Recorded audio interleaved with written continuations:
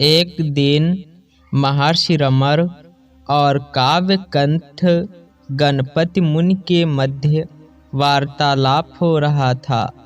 इस वार्तालाप में काव्यकंठ गणपति मुनि ने यह तर्क दिया कि मस्तिष्क सर्वाधिक महत्वपूर्ण केंद्र है तथा भगवान रमर महर्षि ने यह तर्क दिया कि हृदय उससे भी अधिक महत्वपूर्ण है। इस वार्तालाप को वहां पर बैठे हुए सभी सज्जन बड़े सावधानी पूर्वक सुन रहे थे।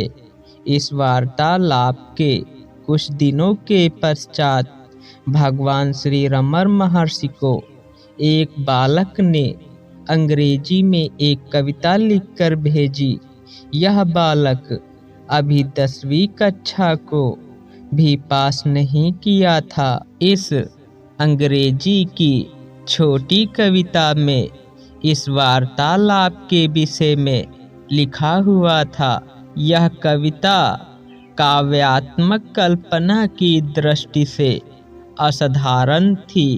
इस कविता में श्री भगवान को हृदय तथा काव्यकंठ गणपति मुनि को मस्तिष्क तथा वहां उपस्थित सज्जनों को देह बताया गया और फिर सूर्य, चंद्रमा एवं पृथ्वी के रूप में भी वर्णन किया गया है।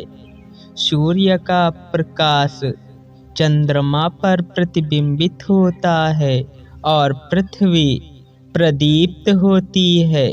इसी प्रकार हृदय से प्राप्त चेतना से मस्तिष्क कार्य करता है तथा इस प्रकार देह की रक्षा होती है। हृदय अत्यंत महत्वपूर्ण केंद्र है जिसमें जीवन शक्ति एवं प्रकाश मस्तिष्क को प्रदीप्त कर उसे कार्य करने की क्षमता प्रदान करते हैं।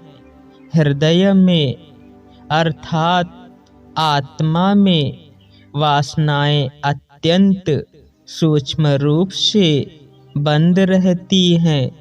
वे बाद में मस्तिष्क में प्रवाहित होती हैं जो इन्हें प्रत्येक स्थिति में चलचित्र के समान अत्यंत विशाल रूप में प्रतिबिंबित करता है।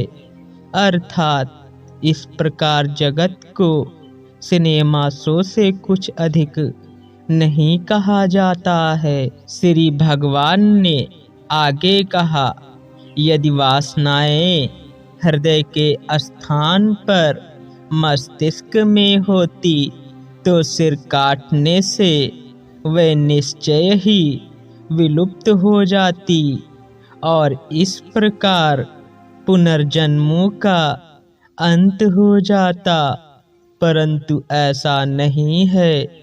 आत्मा अर्थात हृदय स्पष्टया वासनाओं की अत्यंत निकटता से अर्थात अपने अंदर हृदय में उसी प्रकार रक्षा करता है जिस प्रकार एक कंजूस व्यक्ति अपनी अत्यंत मूल्यवान संपत्ति को अपने पास रखता है एवं कभी भी अपने से अलग नहीं होने देता। इस प्रकार वासनाओं का स्थान आत्मा अथवा हृदय है, मस्तिष्क नहीं।